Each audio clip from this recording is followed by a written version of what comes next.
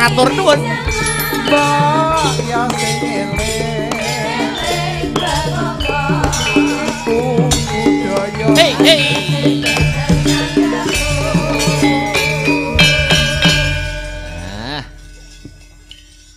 Wilujeng dalu, selamat malam Mas Mio.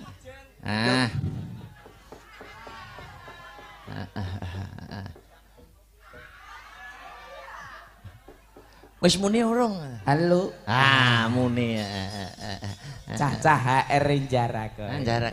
Jan suwe ra petuk. Selamat malam. Selamat malam Mak Cangik Yulimbo, Mas Akbar sing bagus dhewe. Amin. Bagus ora ngerti kanggone konokan. Sik, maksudnya piye? Ki lagi ketemu kok tembungmu kok wis ngabangne kuping. Konokan ki kanggone ora mungkin nguyuh tok ya bar. Terus maksudnya? Oh, yo kenek yo Kang, kok tak WA. Iya. Aku rung wayahe. Mas Dalang untune gingsel nek mundak bagus. Nek gingsel wau tenggen pondokan kuwata sing nyuwun foto. Amin. Wajan kok enten sing lemu wau Pak Iyange jenengan sing anyar ta? Wah, mboten niku priyayi mriki kok, priyayi pengkol mriki. Oh, aku engke salin ning kono ki yo enek sing nunggoni pacarku anyar, Mas. Pacare Mas Mio baru? Neng kene iki. Siapa namanya Mas Mio? Lia. Oh. Lowemu. Lia iki pacarmu sing anyar. Nah, aku dan awake lemu banget. Make up ditonggoni. Ning andeng kuwi ambekane iso wos. Ngadeg ngenemak kerengkang brut. Ngosek to, duwe pacar lemu ngono kuwi sampean tapi yo tetep sayang, tetep cinta ya Mas ya. Sayang to. Karo Mbak Lia kuwi. Enek irite, Mas. Lho. Mbak Lia niku? Ora sandadak tuku kasur. Oh. Cekel banteng buk lah iki. Wong lemu malah angel ora nggo bantuan laler ndak iso. Lho, lah kok nggo bantuan laler? Ora maksudnya iki Mbak Lia ki. Ayo. Tapi sampean kan nyuwun sewu. Iya. Mlebet nggene Astabrata niku kit milai mlebet sak ngertos kula dites keperawanan. Nek sing cilik-cilik ngene iki kan jelas penak. Banyu dikekne bak wae rinso. Plukuduk. Oh, lah kuwi isih perawan. Nek Lia. Sik dibaleni sik. Wong nek jek perawan, tandane nek dilebokne banyu, bleng mesti banyune munine piye? Plukuduk. Niku jek perawan ya? Sik perawan. Lah nek Mbak Lia, lah lebokne banyu bleng banyune sat. Berarti ngono kuwi piye? Ngono ki termasuk perawan apa ora ngono kuwi? Nresep kok perawan piye? Maksaku kok nggarati. Alhamdulillah lautan manusia luar biasa mirsani Mas Akbar. Tepuk tangan buat pagelaran wayang kulit. Tepuk tangan. Alhamdulillah. Kula dongake ingkang sami rawuh mugi-mugi pinaringan sehat. Amin. Kathah rejekine. Amin. Barokah donya akhirate. Amin. Rejekine kathah turah blawah kenging kagem tindak ngibadah wonten ing Mekah lan Madinah. Allahumma amin. Barokai sholawat sholatullah salamullah ala toha sedaya.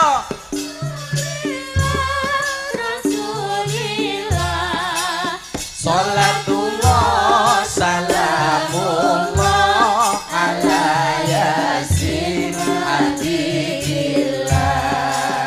Sholatullah salamullah ala yasin habibillah. Shollu ala Nabi Muhammad. Shollu alaihi. Pada kesempatan malam hari ini acaranipun bersih dusun. Bersih dusun, Mas. Reresik dusun nite an-nadhofatu minal iman. Artinya kebersihan itu sebagian daripada iman. Resik dusun menika berarti diresiki laire nggih batine. Betul. Nggih kolbune nggih rejekine. Amin. Napa kok rejekine nggih diresiki diculne kagem sedekah, dana rasa, gelar pakeliran wayang kulit dari 430 kakak terkumpul dana sekitar 50 sekian. Wah, kagem gelar pagelaran wayang kulit wujud melestarikan budaya seni tradisi, Mas. Amin, amin. Amargi napa ini dulu media siar Islam Kanjeng Sunan Kalijaga tetep diuri-uri sejak teng riki wayangan pertama nek boten klintu sejak tahun 1973. Wah, wayangan teng Pengkol niki. Dugi sak menika tahun 2025 rutin enek gange mung pas corona nika, Mas. Nggih, nggih, nggih. Kula apal. Kok iso apal, Mas? Oh, teko Pak Sukardi yo. Tak kira nek atimu ya ati Pengkol kene. Lho nek kula nek kali piantun Pengkol pun bate. Apa nyedulur? Nggih, nyedulur mugi-mugi panene brambang sae. Amin. Regane nggih sae. Amin. Amin ya rabbal alamin. Sing baku mboten namung rega lan brambange ingkang sae, mugi-mugi dipun barokahi Gusti Allah. Amin Allahumma. Amin ya rabbal alamin. Wonten ing tlatah Pengkol. Pengkol. Otak-atik gathuk nggih, Mas. Pripun Mas? Pripun Mas Mio? Pengkol. Pengkol. Ping rakaping anggone gelar pakeliran wayang kulit. Nggih. Kol. Kolaborasi antarane musik pentatonis dan diatonis dipadukan jadi satu menjadi pagelaran yang indah. Desane napa niki? Ngerami. Ayo. Ngrembaka rahayu misuwur masyarakatipun. Wah. Ngerami itu ngrembaka rahayu misuwur. Wah. Kecamatanipun Kecamatannya Sukomoro. Suka wis ngarani, mara wis ngarani sapa sing mara rene manahipun atine mesti suka. Mesti seneng. Mergo ditanggapne wayang. Mboten namung niku berarti masyarakatipun ugi grapyak semanak. Betul. Luar biasa. Priyayi kene grapyak Mas ya. Grapyak niku pladene nggih bergas sedaya. Dagelan agek teko. Wah, Mas Meo teko langsung kopi, teh, dahar, saking bergase urung diombe diundur neh. Niku dijoli sing langkung anget lho, Mas, sing langkung panas. Tapi piantun mriki jelas kompak. Kompake, Mas. Deloken ora sandadak dikongkon kabeh do madhep rene. Lah iya no wong hiburane, pusat hiburannya menghadap ke sini kok. Lah kae kok enek madhep rono sitok wong nguyuh. Kok yo awas men karo wong nguyuh lho. Nggih bakul dukono dukene luar biasa. Alhamdulillahnya juga, bersyukurnya juga malam ini diparingi terang. Alhamdulillah. Niku berarti awet dongane sedaya masyarakat wonten ing tlatah mriki. Nggih. Badhe mirsani wayang ya Allah jenengan paringi terang, alhamdulillah kaijabah. Bibar isak wau pun kula gawakne uyah kok, Mas. Wah. Nggih kula ubengi panggung mriki. Kula gawakne uyah. Saiki mertua. Nggih. As Akbar saiki mertua. Kuwi nyapa kok malah wedi dhewe aku. Aku saking gumune. Iso terang ngeten kula gawakne uyah kula ubengi panggung niki wae. Uyah carane iki syarate pirantine siji uyah. Loro tahu enak kuwi engko. Tahu karo uyah engko disambi enak. Nyuwun sewu lho Mas. Piye. Mbok menawa nek enek petise. Kok malah eneng ngombah tuwek kok terus uyah. Tahu nyuwun sewu lho Mas. Pripun? Nek babakan udan. Lho. Oh, udan. Udan sangka etan tolak bali ngetan. Udan sangka kulon tolak bali ngulon. Lor. Tolak bali ngalor. Kidul. Tolak bali ngidul sing ora iso sitok. Apa kuwi? Udan kon dhuwur.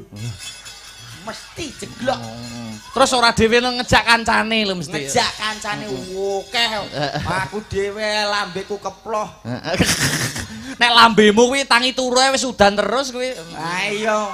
Lambe kaya ngono apa iso muni, Mas? Apa iso dimanfaatkan ngono maksudnya? Iso. Maksudnya ada kegunaannya. Bisa. Kegunaannya lambe sing kaya ngono kuwi ngopo? Kowe ora ngerti nek aku numpak motor. Lho. Lah nyapa hubungane untu karo numpak motor iki lho?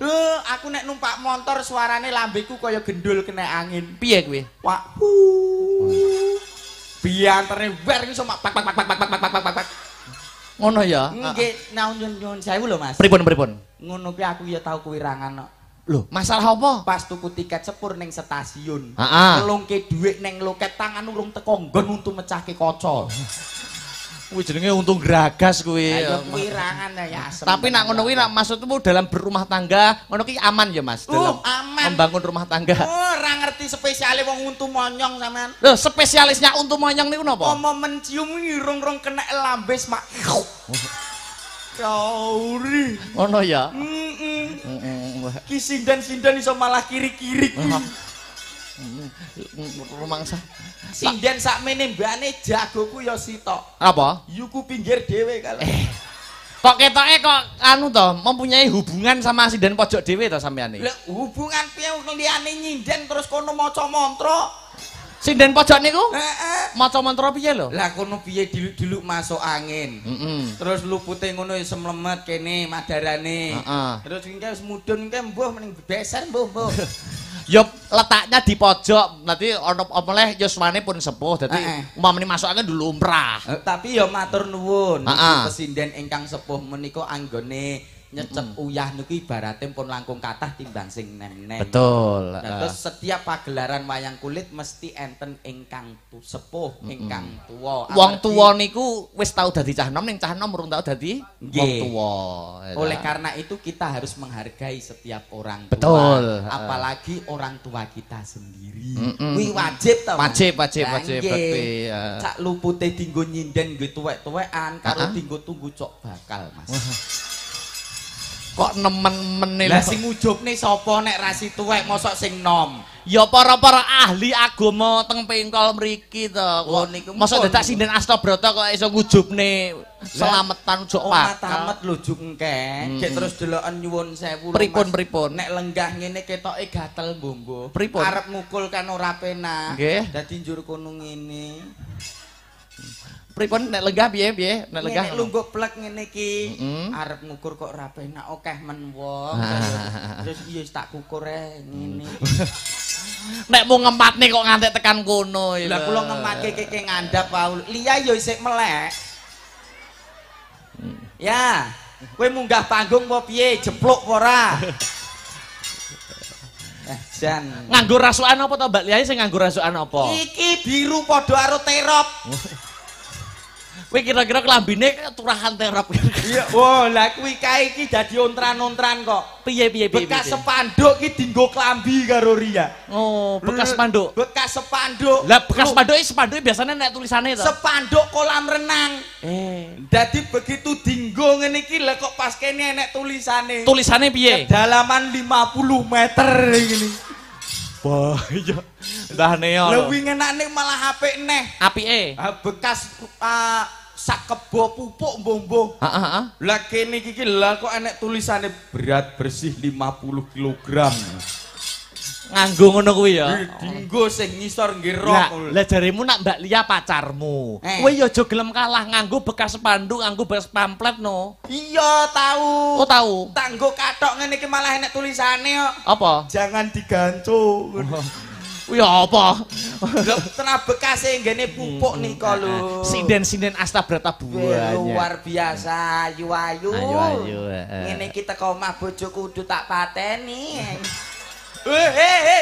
Dipateni lampune terus ngibadah salat tahajud. Yuh, pikirane aja teko ndi-ndi. Orang itu harus menjunjung tinggi nilai kesetiaan. Oh, setia aku, Mas. Istri itu wong enek tetep bukan ngene Mas. Piye? Wong rabi kuwi seneng. Ning aja seneng rabi. Kowe tekan dindi wae.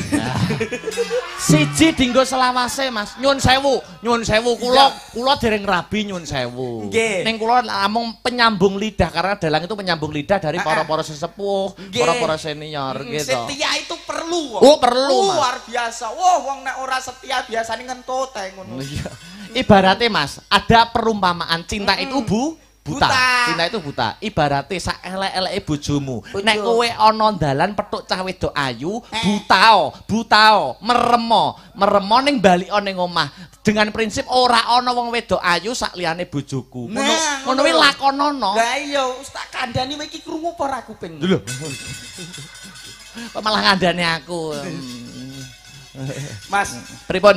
Sinden sakmene mbiyane niki lho Mas Dawan. Mbok dijumenengke. Lah iya no, ini ada Mbak Rinvi. Saya belum pernah bertemu, baru di panggung kali ini bertemu. Luar biasa. Ada pepatah mengatakan tak kenal maka tak cium. Tak sayang. Lah sayang ki nek ra ciummu ya ora penak. Nek sing nyium kowe munine Diagem mic-nya Mbak Yu. Anu disepoti ta. Astagfirullah. Yo. Mangga. Hey.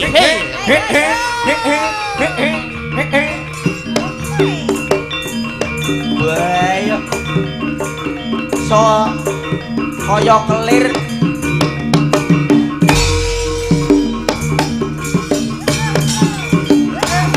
Dadi jaran nduk. Jarane rok digo. Lah niki mengke mawon. Engko sik. Sak cukupe ae, Cok. Ya, untuk pembuka dulu. Mas Akbar. Dalam. Iki umpama jaran wedok. Heeh. Aku ya pengen mengendarai. Pripun to? Kok mengendarai niku maksudnya? Kan lumrah to, Nduk, jaran kiki tumpakane menungso. Oh, ngoten, mengendarai kuda, baik jalannya. Tapi biasanya niku lek kuda niku sesuai gender. Lek jenengan gendere cowok, berarti kudane ya kudu cowok. Nek gendere cewek, ya berarti kudu cewek. Oh, iki berarti jaran cowok iki. Iki saya tak deloke. Niki banci niki. Lho kok banci? Jaran banci. Selamat malam Mbak Rinvi. Selamat malam Mas Akbar, wilujeng dalugi. Baru malam ini kita bertemu nggih. Enje, alhamdulillah. Handerek tepang Hangladiwanoh. Sinten nama lengkapnya Mbak Rinvi? Oh nggih, perkenalkan nama saya Rinvi Ananda Mas Akbar. Rinvi Ananda. Iya. Kelahiran dari mana Mbak Rinvi? Kelahiran dari Tulungagung. Tulung Agung Kutha CT. Kota CT. Kula Meo. Ora takon. Mbak Rinvi. Panjenengan menika kelahiran tahun pinten, Horo? Kelahiran tahun 2004. Berarti ngisorku 4 tahun. 4 tahun. Heeh. Nek kuwi pomo gesek nggur 4 tahun ngono. Heeh. Cocok. Mbak Rinvi. Dalam Mas Akbar. Kalau saya itu kelahiran tahun 2000. Panjenengan 2004 nggih. Nggih. Berarti ngene iki aku ndak krasa, Mbak, nek sampeyan ngisorku 4 tahun aku ndak krasa. Lah krasane pripun? Lah ngaten maksudnya sampeyan berada di bawahku kan kula mboten krasa. Modus. Terus berarti salaman dulu. Salaman dulu. Rian. Ya Allah, ndredeg. Pengen piye? Lho, jenengan ki pengen salaman to? Pengen salaman lho. Pak De. Salaman lho. Mboten salaman. Pak De, aduh, ngedoke rego iki. Lho, nyeluk aku ora Pak De. Lah pripun? Bro. Oh, bro, oke. Berarti Bro Meo? Heeh. Oke, salaman Rian Bro Meo. Bro kudu bro. Lah nggih. Bro, kok Loh, bro? tapi lek alon dadine bro. Nggih to? Iya. Nah. Salaman dulu Bro Meo. Ya Allah, ayo. Mbak. Nyapa. Kok yo minggu. Dibaleni kok kono, Mbak. Kok kono, Mbak. Dari sana, di sana. Salaman dari pojok. Dari pojok. Kok kono. Manut aku, tak golekne. Wis. Ayo 1 2 3 salaman. Selamat malam Bro Meo. Ya Allah. Telek. Nyapa kok telek lho? Aku ora badan. Lho. Kok ora badan? Dereng salaman to. Lah nggih, pripun to? Salim. Boyo ngono kuwi dran to saliman. Jejer. Kowe Pripun? Nyapo mbok ambu barang lho. Nyapo? Kok didilat barang. Gila nih. Jejer. Condronen, Mas. Boyo iki umpama dadi manten no bae. Sing wedok kaya Komorate, sing lanang kaya Komodo. Lah nek pomo jejer mlaku ngene iki pomo sing ngerti rodok kene kan awas. Oh, Mbak Sinden karo dagelan sing rodok mburi mesti gak ketok. Lho, Sindene bar tuku kirik. Aku ora omong lho ya. Gak omong ya. Mbak Rinvi menyapa masyarakat dulu, Wong nggih niki saderengipun ngaturaken assalamualaikum warahmatullahi wabarakatuh. Waalaikumsalam warahmatullahi wabarakatuh. Nggih niki ngaturaken wilujeng dalu selamat malam kagem para tamu undangan ugi kagem warga masyarakat pundi? Wonten Pengkol. Dusun Pengkol. Ini bersih dusun. Ini acaranya bersih desa ya. Atase dusun niku mawon saged iuran rutin kuat setiap tahun berarti ndudeke yen to masyarakatipun sayuk guyub. Oh, Masya Allah. Berarti didoakan dulu khususnya untuk warga desa Pengkol. Dusun Pengkol. Nggih, mugi-mugi bagas kewarasan, diparingi rezeki berkah barokah babrah melimpah. Gek munggah ning Gek tuku om. Saksa. Wah. Tuku sapi per. Rah. Gek turu mlum. Turu. Lho. Apa to iki? Si tukang ngenong. Kok sapa to sing ngomong sing banter kemeng sapa? Sing ngethuk. Tukang nerang hujan. Mbak Rinvi. Enje Mas. Wah, luar biasa panjenengan kelahiran tahun 2004 2004 nggih. 2004 Tulungagunge pundi lho, Mbak? Tulungagungnya bagian gunung Mas Akbar. Wow. Sendang. Oh, Sendang. Iya. Loh, KKN saya itu di Sendang. Loh, di Tugu. Tugu Sendang. Nah, itu rumah saya. Sama di gatuk-gatuk nih. Sumpah iki gak ngapusi iki tenanan iki. Iki cekek glegek. KKN ku ki ning Tulungagung di dusun Tugu Sendang. Tugu apa desa ya? Desa Tugu Sendang. Daleme Pak Parlan. Betul. Andekno aku mbiyen KKN ning Guyangan. Wah, lho. Kowe nganggo penelitian. Betul sampean ilang ya to, Mas? Oh, jenengan nggih tugune nggih. Enje, pas lapangan tugunya. Lah Tugu kok cilik. Lah, ini Tigi namanya. Oh, Tigi. 1 bulan saya di sana, Mbak. Oh, 1 bulan. 1 Je. Benjing lek sowan teng mriko malih monggo mampir. Aja mampir. Maksudnya mampir ning ngarep omahku ki nek bakul ngono lho, Mas, sakon tumbas. Musuh bocah iki jolan sandal si wedok meteng. Mbok mampir neneh wajan.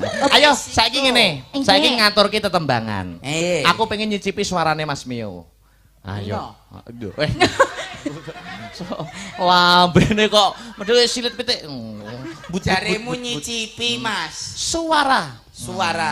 Lah iki gak dimainke eman-eman to. Lho, lah nggih Mas suarane panjenengan. Di panjenengan bawa sik. Bawa. Digandrung dulu mengko sing nembang baru Mbak Rinvi. Oke.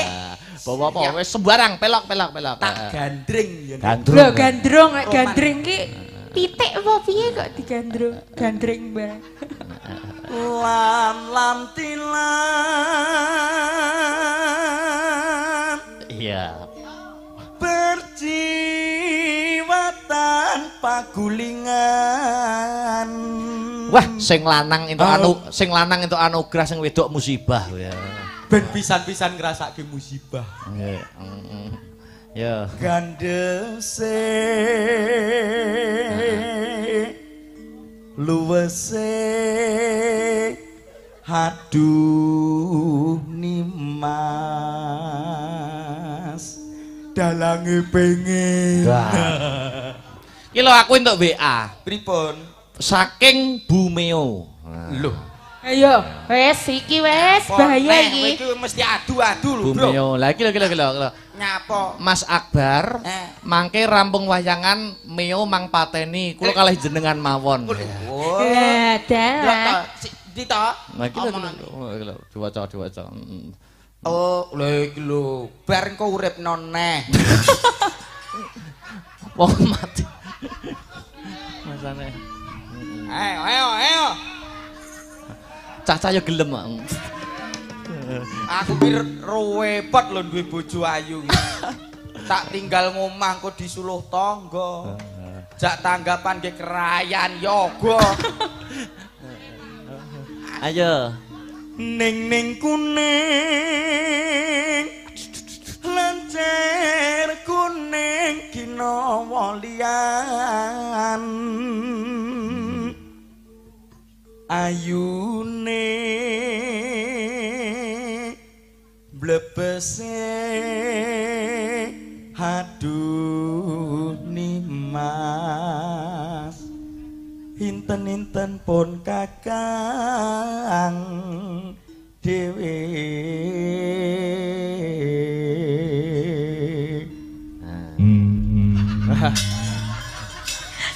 gonge manual wayah tak ngempul mau udut ae wayahe ngempul udut lali leh ngempul kempul iki iso bae ya iso nggih berarti iso kempul iso mau bas iso ora bas oh apik ya lambene ya multifungsi mau dadi kloset iso ora ora iso ya ora iso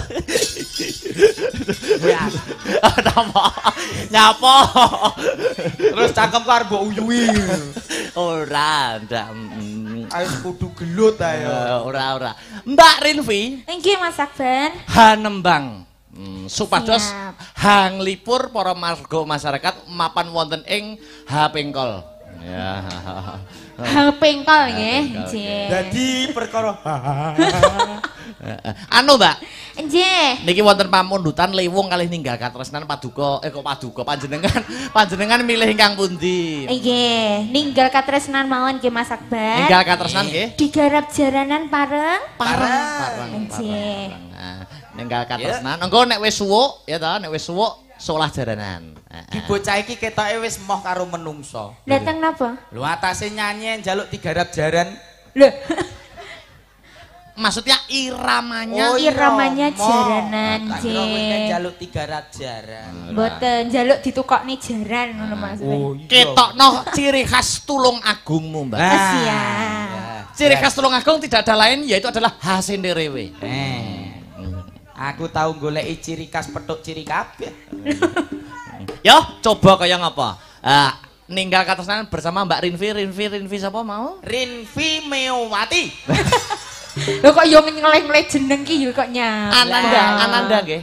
Ananda Sumeo bulan napa Mbak lahir jenengan Mei Mas Akbar Gemini ya berarti ya Gemini dan jenengan kok sumerep yo no nek Mei iki Gemini soalnya Gen Z nggih Gen Z nggih lek Cak Meo bulane napa Trowelu kok Trowelu niku siung pokoknya aku apalku Trowelu oh nggih pun kula kinten nek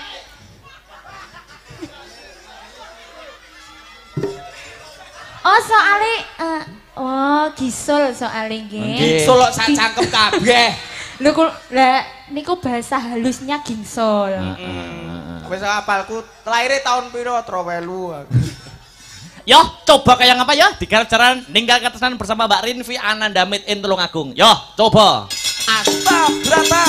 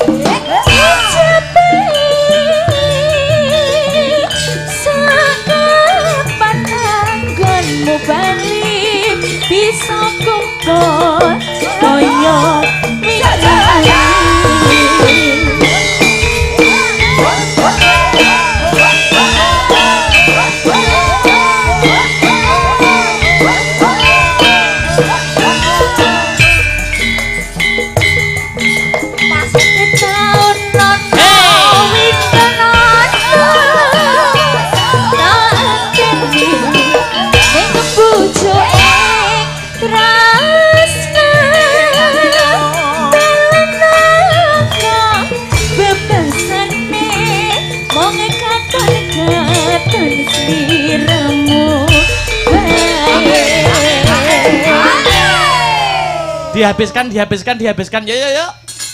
Ojo lali paweling aku. Kemono kang mas.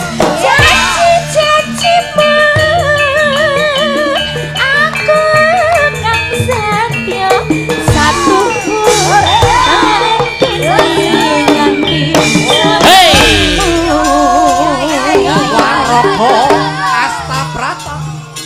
Kok. Lho, lah kok mbok buka ning kene iki lho. Weh. Oh.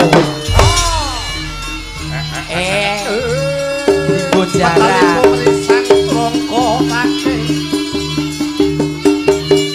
Tak kira nek arep.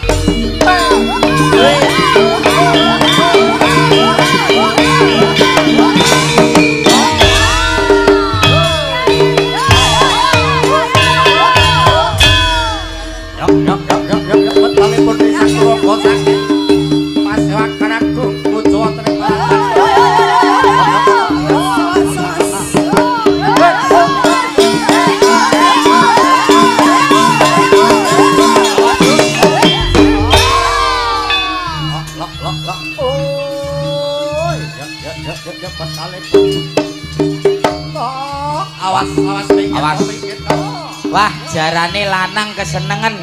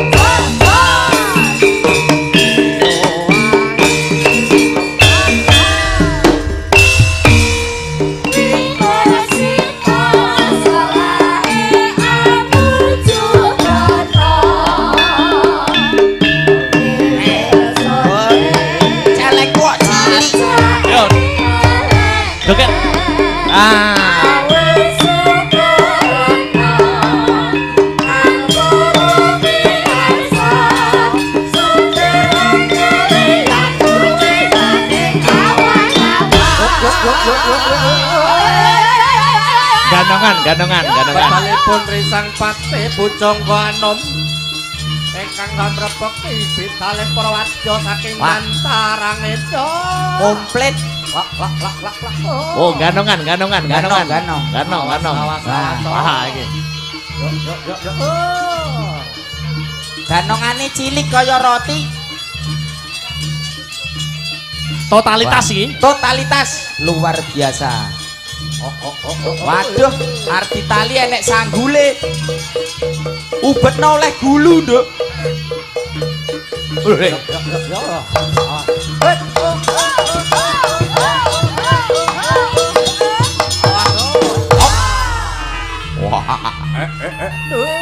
Awas minggir.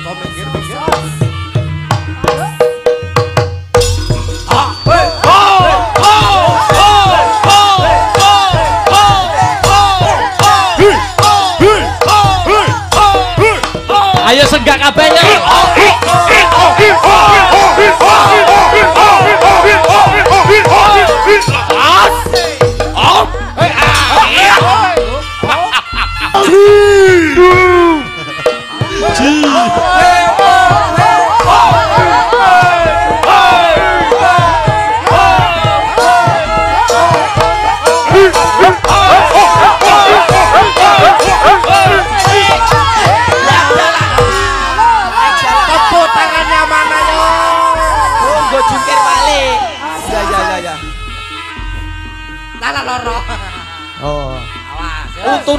Untune kemeng, kurang gedhi. Oh, kono. Makane ancang-ancang ya. Duwe untu kudune monyong sing gedhi.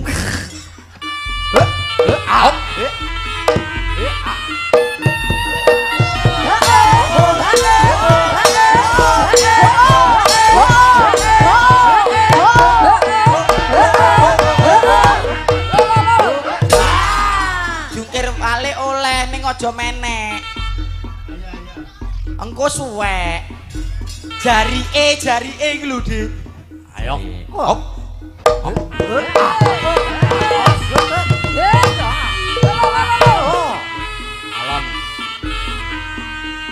Ayo.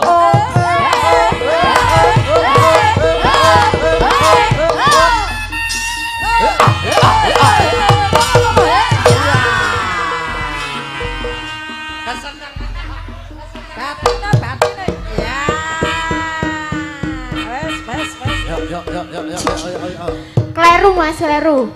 Iki wong nggih pancatan. Sampeyan ning kono tak kira apa ngono? Kaya apa? Koson. Bagus e ngene kaya son. Oh, yuk. Ya saiki sampean. Yo, ganti. Ganti Mas Mio ki mung wis joget sak kayange. Oh iki. Oh iya iki. Oke, gonen. Awas. Lah wong raimu wis kaya ganongan lho. Wah ya. Kursine ndi? Lah aku nek trimo ngene tok mah. Lho nyapa? Atraksi lho. Mbok panggung pisan. Oh iya. Waduh. Oh iya. Wah. Ayo yo. Oh. Tunjukkan ayo Mas ya. Nah.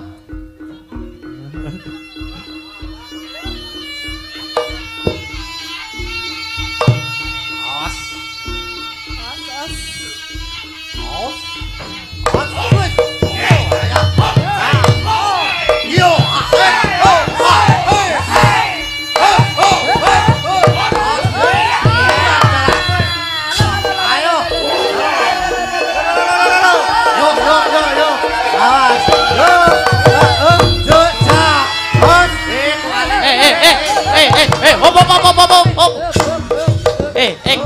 Kok iso bathuke kena untu lho. Iki umume ganongan ki lho nyantol Mas. Piye ya iki?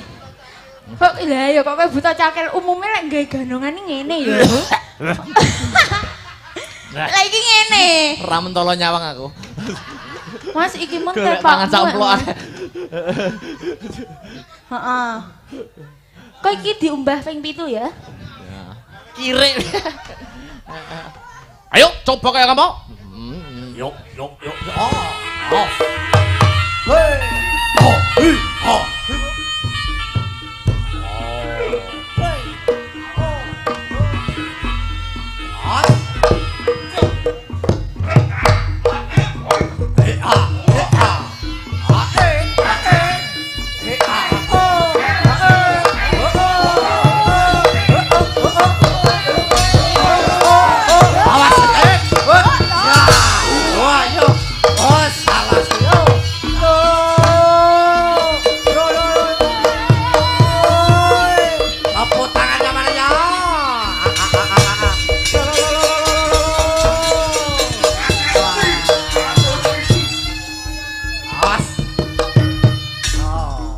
Wis. Sampean saiki ning kono meneng karo ngene ya. Sik meneng. Karo ngono tapi panggan. Heeh. Kaya mang. Oh, ngono. Oke. Loh, aja ngono sampean ngene. Ngono lho. Hei! Iya. Terokno kok malah. Ya, ngono.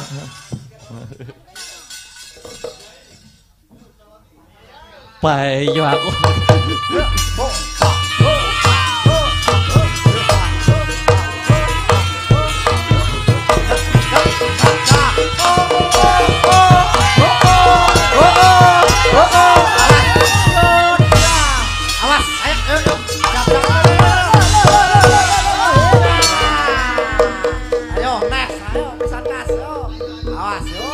Ayo, pas matane.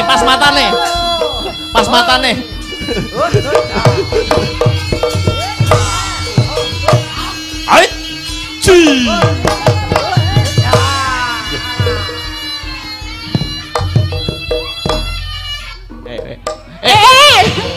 Iya. Wis.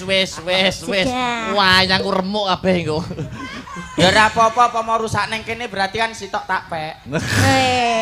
Niku angsal. Alhamdulillah. Matur nuwun. Matur sembah nuwun. Brambange batine akeh. Amin, nggih. Kenapa mbok malih niki dirangkai yo nggih? Aja. Jereke kok malih ho. Waduh Lia. Lia. Wah, iki to, Mas. Ya Allah. Ndi to Lia ndi? Lah apa Mbak Lia sing kene kene? Ayo jak rene. Ya.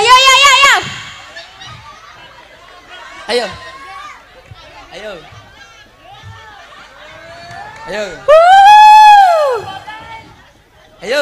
Wah, lagi bapane ngono iki. Warok. Ji. Ayo randomo ento. Salaman Mbak Lia, salaman. Selamat malam Mbak Lia, Masya Allah. Ada. Ora ada demek ora. Ya. Aja kenceng-kenceng to Mbak Lia. Iki bocah halus kowe iki mosok sampe kelaran. Ora mungkin nyuwun sewu Mbak. Dikapake to jane podokan iki. Anu kuwenceng tet. Iya. Nyuwun sewu ngagemik, Mbak. Ngagemik. Amar zamanane malah. Iki to pacare Mas Mio iki. Walah iki to, layakno sampean gak iso bengi gak iso turu pitung bengi pitung dalu ki ya iki to. Mergae kebleken ampek. Alhamdulillah gak kebleken. Iso omong. Lah wong kok piye to? Oh iya iso. Jujur Mbak, sampean iso goyang ora? Iso joget apa gak? Iso. Reog Ponorogo. Ayo. Ganongan. Wah. Ayo Mbak. Ayo. Ayo Mbak. Tak sawer yo. Peseki bombong iki. Ayo lho. Nek iki wis rasa nggo dadak merak iki yo. Aja dhuwur-dhuwur.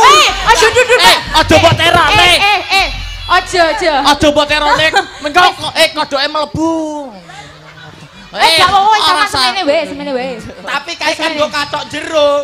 Oh iki arep golek ning katok jero bingung lho. Ayo. Ya.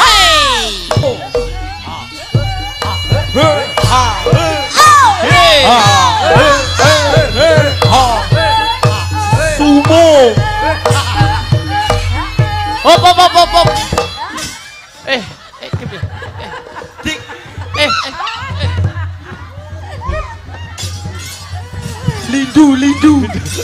Lindu. Wong dikon joget gak nong malah ngetokne sumo.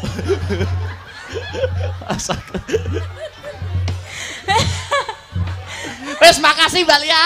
Terima kasih. Wes terima kasih wah Jan. Oke sebentar Mbak Lia. Terima kasih ya. Oh dibalekne. Tak balekke. Nah kowe sitok kas. Heeh Mas sembah nuwun. Ya ora apa-apa iki yo nek ngowahi wong kok. Ngono kuwi sok to. Ngono kuwi sesuk-esukno pamer. Ki iso mudhun apa ora? Jabang bayi. Malah anjlok. Alah anjlok.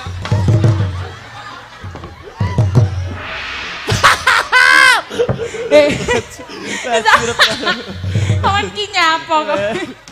Lah wong kono kon dhuwur wajur mak jeleng ngono. Istirahat dulu Mbak Rinvi. Oh nggih, terima kasih Mas Akbar. Luar biasa. Luar biasa. Wah, Jan. Ngono piye? Panitia iki disaranke meo padha emoh. Dilanjut ya, Mas? Oke. Heeh, Mbak Renjel karo Mbak Yola jumeneng bareng. Ayo, Mbak Renjel karo Mbak Yola. Ayo, yu Renjel. Kleru. Sepatica, yuk.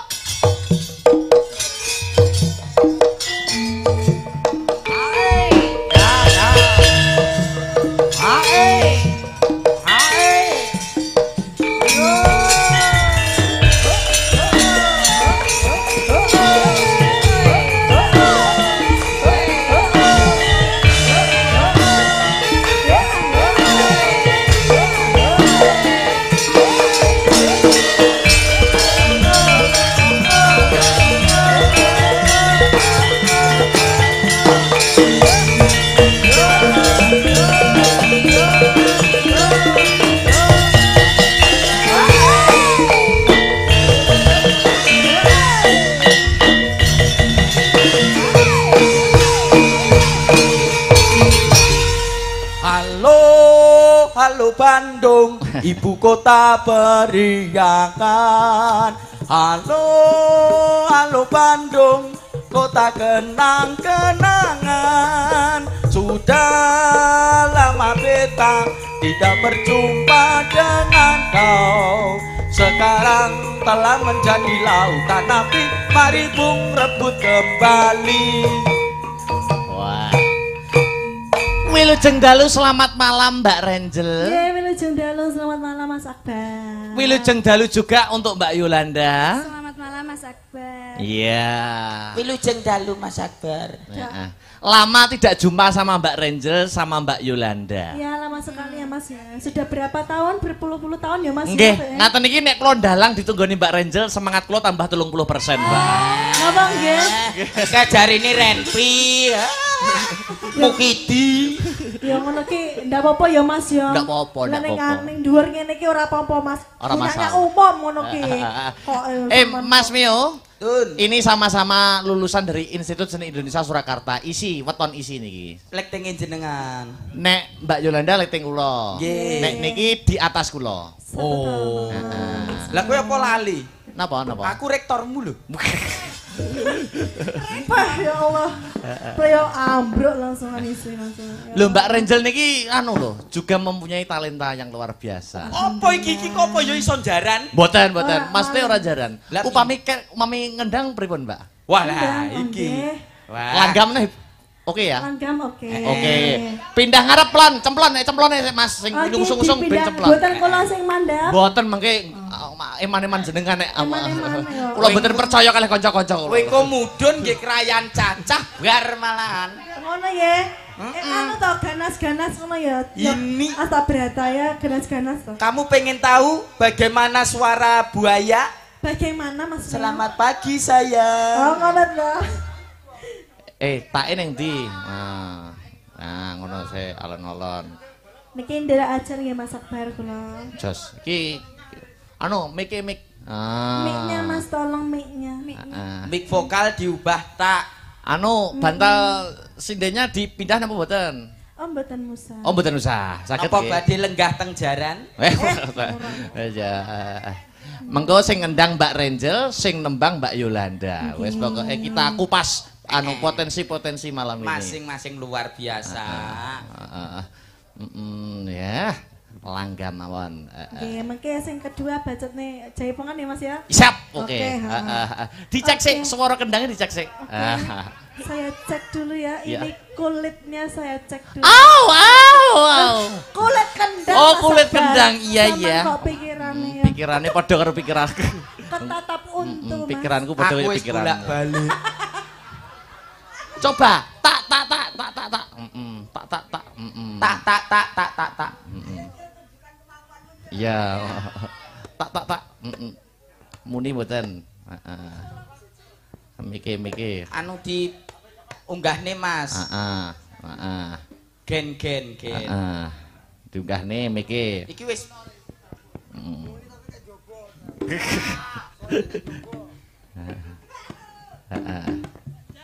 Pun muni. Pun.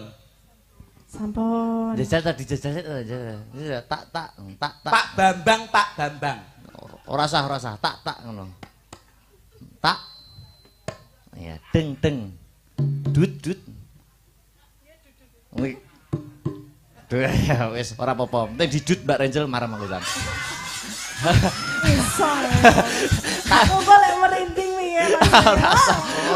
Ayo iki yo tunggal ya. Lah ya apa to? Mosok didudut cah kowe terus merinding. Lah wong ganteng iki, Mas. Masa aku ndak kedut-kedut. Au. Lah aku ora ganteng.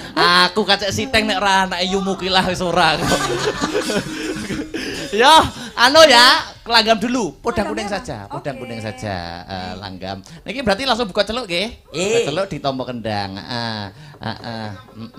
Mengko rambah kedua engko ditibakne jaipong Mbak Renjel ben apa itu bersama kur sama Mbak Yolanda. Ya. Nah, oke. Yuk, coba kaya ngapa? Buka celuk langsung kemawon Mbak Yolanda. Ya.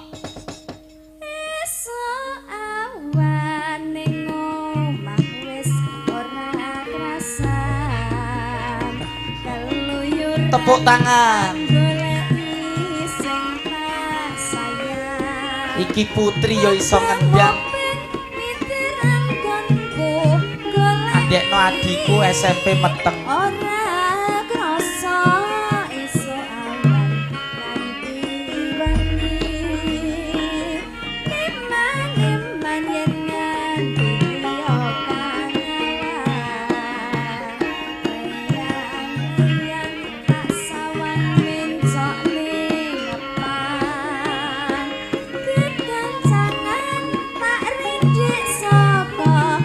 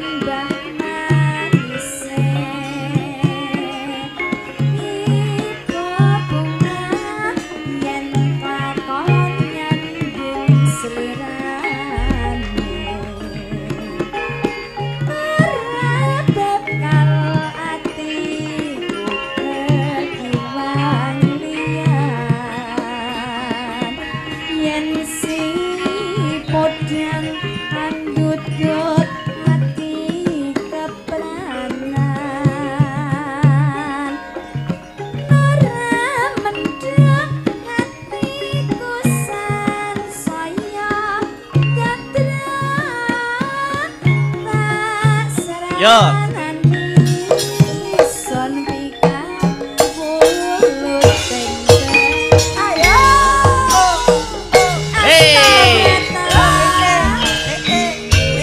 Ada Mbak Yolanda. Mbak Renjel, Mas Meo ayo. Wasik deh. Bokongnya Mas. Guyan janda ya. Hey.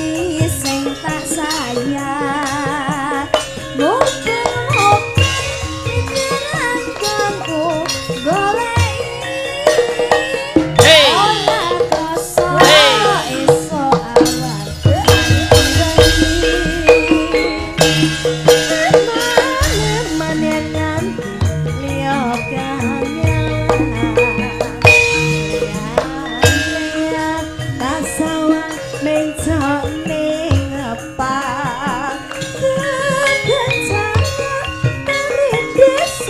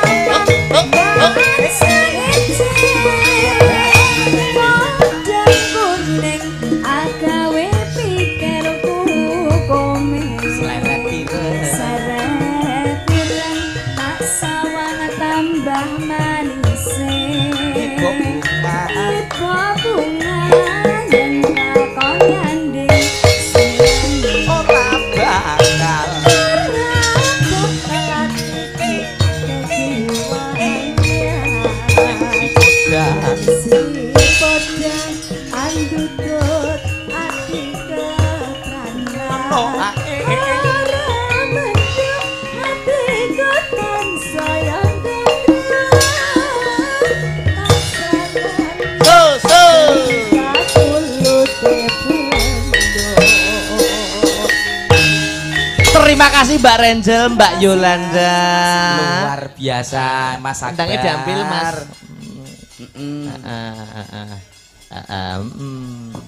Sip luar biasa. Ini sesuk wis dadi konten dadi bahan konten dipedhoti karo wong-wong. YouTuber kathah Mas ya. Juga turut menyiarkan pagelaran pada kesempatan malam hari ya, ini. Betul. Siapa yuk, lagi Mas Akbar? Yo Dek Petrisa, Dek Dwi, Dek Sinta, terus Dek Pesek jumeneng bareng ya. Dek Pesek. Sepati Cok. Yuk. Orang kok payo lamaane mentung Surabaya geger pinceneng Madiun Jakarta janji rukun tetap merdeka. Iya. Ayo sing musik. Genti gong plastik. Gong atom. Gong atom Mas Akbar. Ayo sing kira-kira kompak apa yo? Manut berempat. Tambal ban. Tambal ban juga boleh. Oke. Tambal ban ini ada permintaan tambal ban juga ini. Dari request RT 11 Pak Daryanto. Oke. Baik, oke para hadirin yang berbahaya. Ya. Yang berikut ini ada 4 artis dari Asta Brata Group menghadirkan sebuah tembang atau lagu untuk panjenengan semua bareng-bareng HR Audio. Ya, HR Audio juga melayani sound duduk, sound gantung, sound pendem. Ya. Loh. Nek kurang marem dipendem sak operatore. Ora yo jeblok kok sono dipendem. Asta Brata. Yuk. Tambal ban.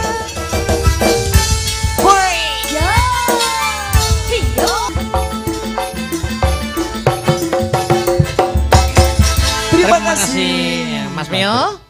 Mengko perkara lagu liyane ditutukne ning nggon gara-gara patet sanga ya. Mekaten Mak Cangi Yulibo kirana pun anggenipun atur leluhur nyuwun gonging samudra panang sami. Matur nuwun. Sedaya sawetes gegojekan. Betul. Nak piye? Ayo ditutukne lakone Banjaran Wisanggeni. Mengko perkara gegojekan karo tetembangan dibacutne nggon gara-gara patet sanga sing omber jagate. Oh ngono ya, Mak. Yo surak semprang bareng tumandang tak derekke, Mak.